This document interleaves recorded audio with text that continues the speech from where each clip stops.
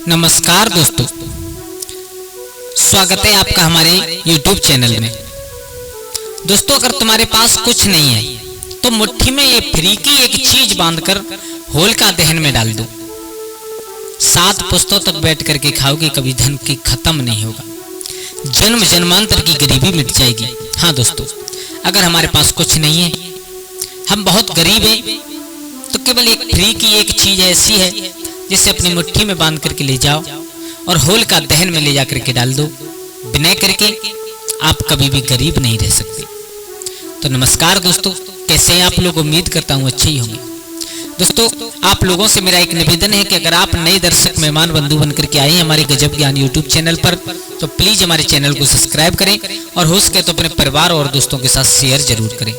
हाँ दोस्तों, आप लोगों का एक शेयर, एक सब्सक्राइब हमारे लिए बहुत अहमियत रखता है। और एक प्यारा सा कमेंट लिख करके एक प्यारी सी लाइक कर दें। दोस्तों, आ जाओ, आप लोगों का ज्यादा समय बर्बाद ना करते हुए गौर करते हैं बहुत सुंदर रसमयी बातों की तरफ। दोस्तों, ये होलिका का त्योहार होता है, ये होली त्योहार होता है, ये एक बड़ा ही पावन पवित्र त्योहार माना जाता है। इस त्योहार में लोग आपस का मतभेद भुला करके, आपस के लड़ाई झगड़े को भुला करके हमेशा एक दूसरे के गले मिलते हैं, रंग लगाते हैं एक दूसरे को। और ये जो लाल रंग हुआ करता है, ये हमारे आपसी मिलन का प्रतीक होता है। दोस्तों, कभी भी होली के त्योहार पर कभी भी एक दूसरे से मुंह फुला करके, कभी भी एक दूसरे की तरफ मन मुटाव करके नहीं रहना चाहिए। दोस्तों, हो सकता है कि अगले 2-4 दिन में आप कहीं रास्ते में जा रहे हो, ध्यान देना सब लोग।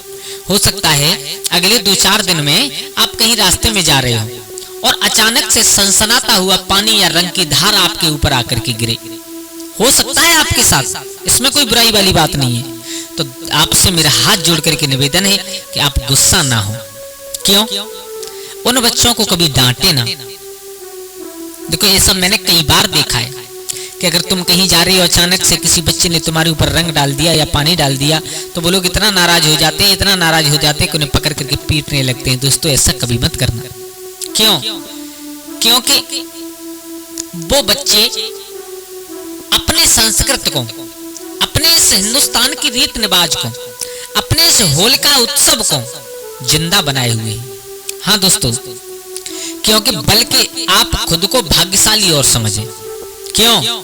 उन नादान से छोटे छोटे हाथों ने जो हमारी संस्कृति को जिंदा रखे हुए हैं, जो हमारे उत्सव को जिंदा रखे हुए हैं, जो हमारे ऊपर लाड प्यार से पानी या रंग या गुलाल डाल रहे हैं, उन नन्हे नन्हे हाथों ने हमको चुना है, इसलिए हम बड़े भाग्यशाली हैं। क्योंकि आपने देखा होगा ऐसे ना समझ बच्चे, मैंने ना समझ क्यों कह रहा हूं, आप समझ रहे होंगे मेरी बात को। क्योंकि ऐसे बच्चे बहुत कम मिलते हैं, बहुत कम। क्योंकि आजकल समझदार बच्चे हैं ना, और मैं इनको समझदार क्यों कह रहा हूं ये भी आप समझ रहे होंगे। क्योंकि आजकल के बच्चे वीडियो गेम, डोरेमोन, एंड्रॉयड के अंदर घुसे होंगे। उन्हें कहां होली खेलने का टाइम है, उन्हें कहां किसी पर रंग डालने का टाइम है, उन्हें कहां किसी के ऊपर गुलाल डालने का टाइम है। क्योंकि उनके पास टाइम है तो केवल वीडियो गेम का, उनके पास टाइम है तो केवल डोरेमोन का, उनके पास टाइम है तो केवल एंड्रॉयड में घुसने का, और कुछ नहीं। तो कृपया आपसे निवेदन है, इन्हें हतोत्साहित ना करें इन बच्चों को। हाँ, अगर आप रास्ते में जा रहे हो, आपने देखा कोई बच्चा हमें देख करके दीवार या खम्मा के या किसी पेड़ के सारे छुप गया है हाथ में रंग या पिचकारी लेकर के, तो दोस्तों आप वहां से छुपने की बजाय जानबूझकर उसी रास्ते से निकले। क्यों? उसी रास्ते से निकले क्योंकि उस बच्चे का मनोबल बढ़ जाएगा।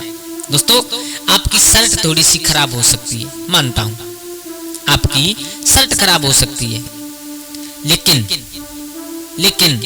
जब उनकी इस शरारत का जवाब आप मुस्कुराहट के साथ देंगे ना, तो उनको खुशी कितनी होगी ये तो वो बच्चे ही जाने। और उन बच्चों को खुश देख करके आपको रिटर्न में कितनी खुशी मिलेगी ये आप जानो। दोस्तों, आपका ऐसा करने से होली जिंदा रहेगी, रंग जिंदा रहेंगे, उत्सव जिंदा रहेगा, और तो और आपका बचपन भी आपको याद आ जाएगा।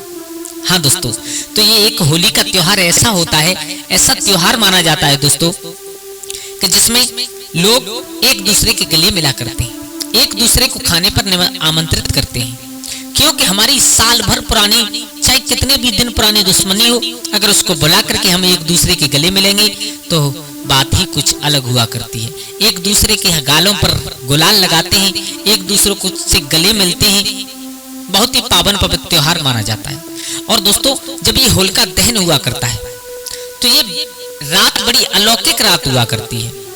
इस रात्रि में आसुरी शक्ति, देवी शक्ति सब जागृत रहा करती है। और इस रात्रि में जो लोग मन लगा करके अच्छे तरीका से पूजा करते हैं, उनकी पूजा बहुत जल्दी स्वीकार की जाती है। हाँ दोस्तों, तो ऐसे ही मैं आप लोगों को एक उपाय बताने के लिए जा रहा हूँ, जिसमें ना कुछ खर्चा है, ना आपको पैसा खर्च करना है, ना आपको कुछ करना है। और ये मेरा वादा है कि होलिका मैया आपसे बहुत जल्दी प्रसन्न होने वाली है। हाँ दोस्तों, अगर आपने ये उपाय कर लिया तो दोस्तों, इसके लिए आपको करना क्या है, मैं उन लोगों से कह रहा हूँ जिन लोगों के पास में कुछ नहीं है, गरीब इंसान है, उनसे कह रहा हूँ। उनसे नहीं कह रहा हूँ जिनके पास सब कुछ है फिर भी वो अगर इसी उपाय को अपनाए, ऐसा नहीं। जिनके पास जो पूजन में सामान लगाने की श्रद्धा है, जिनके पास क्षमता है वो लगाए, लेकिन जिनके पास कुछ नहीं है वो लोग जरा ध्यान दें इधर। उनको क्या करना है, उनके पास कुछ नहीं है तो वो किसी रास्ते में या कहीं से अपने हाथ में 2 फूल तोड़े, 2 पुष्प, और पुष्प लेकर के अपनी दोनों मुट्ठी में बंद करें। बंद करके चुपचाप चले जाएं कहां, जहां पर होलिका दहन हो रहा हो। मेरे भैया, उस होलिका दहन के, अब इसमें तो कुछ खर्चा है नहीं, होलिका दहन के 7 परिक्रमा करें। अपनी जो सीधी वाली बाजू हुआ करती है, उस बाजू को अंदर की तरफ करके 7 परिक्रमा करें। और 7 परिक्रमा करने के बाद हाथ जोड़कर दोनों पुष्पों को तो अपने दोनों हथेलियों के बीच में रख करके हाथ जोड़ करके होलिका मैया से केवल एक विनय करें, हे होलिका मैया, मेरे पास क्या है क्या नहीं है ये आपको मालूम है, लेकिन मेरे पास इतना कुछ नहीं है कि मैं तुम्हें अर्पण कर सकूं, और मैं कर भी क्या सकता हूं, क्योंकि आप जो दिया है वो आपने दिया है, जो कुछ है वो आपका है, मेरा है क्या, कुछ नहीं है। मेरा है मेरी श्रद्धा है, वो मैं लेकर के आपके सामने खड़ा हूं। माँ, अगर इस बच्चे से कोई गलती हो गई हो तो क्षमा करना। मेरे भैया, अपना अर्चन बंदन पूजन करने के बाद वो पुष्प होलिका मैया को अर्पण कर दें। दोस्तों, होलिका दहन में चीज अर्पण करने से सभी देवी देवता तुरंत प्रसन्न हो जाते हैं, तुरंत प्रसन्न हो जाते हैं, तुरंत खुश हो जाते हैं और मनचाहा वरदान देते हैं। उसके बाद में अपना पूजा अर्चन करने के बाद, विनय करने के बाद, उस होलिका दहन से और थोड़ी सी राख लेकर के अपने घर आए, ला करके उस राख से थोड़ा थोड़ा सब लोगों के माथे पर तिलक लगाएं। सुबह सब लोग जागे, उन सब के माथे पर तिलक होना चाहिए। तिलक होने के बाद में उस राख को थोड़ा थोड़ा अपने घर के चारों कोनों में छिड़क दे। उस राख को छिड़कने से क्या होगा कि घर में नकारात्मक ऊर्जा होगी, उन ऊर्जा का विनाश हो जाएगा। आपका काम धंधे में मन नहीं लगता है, आपका काम धंधे में असफलता मिलती है, आपका काम धंधा अच्छा नहीं चल रहा है, आपके काम धंधे पर कोई रोक लगाई है, ये सब मिट जाते हैं। उस राख को एक काले कपड़े में बांध करके अपने बाजू में बांधें, हमेशा आप सफलता की ओर चलेंगे। उस राख को काले कपड़े में बांधकर अगर द्वार की चौखट से बांध दिया जाए, आपके घर में नकारात्मक ऊर्जा कभी नहीं घुस सकती। आप उस राख को काले कपड़े में बांधकर अपने गले में, अपने तिजोरी में रख लें, कभी धन खत्म नहीं होगा, दिन दुगने रात चौगुने आप लोग बढ़ने लगोगे। हाँ दोस्तों, इस बात का आप ध्यान रखना, केवल एक ये छोटी सी बात मेरी मान लो, आप जीवन में दुखी नहीं रह सकते।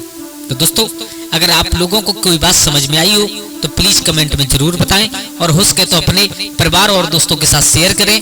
हमारे गजब ज्ञान यूट्यूब चैनल को सब्सक्राइब करें, और हो सके तो एक प्यारा सा कमेंट जरूर लिख करके जाए। जाते जाते सब लोगों के लिए जय श्री राधे, जय श्री राम, जय होलिका मैया की।